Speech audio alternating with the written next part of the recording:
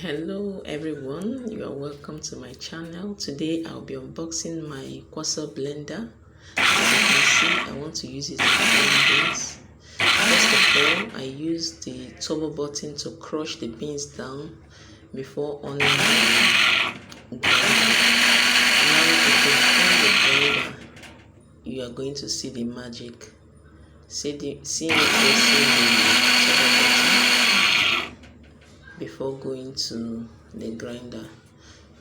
So now I'm going to test the consistency to see whether it's soft enough, but no, not yet. It's not what I'm looking for, so I'm going to close this and continue blending it till it's soft.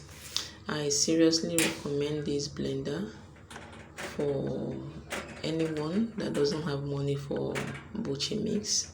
This blender is a must buy, is a strong buy. Can you see how soft the beans is looking now? Very smooth. Can you see? Can you see? Can you see? The beans is very smooth. And dear friends, kindly subscribe to my channel so that you see my next video. Subscription is free. Very free. Can you see, guys? Can you see my beans? Can you see my moi?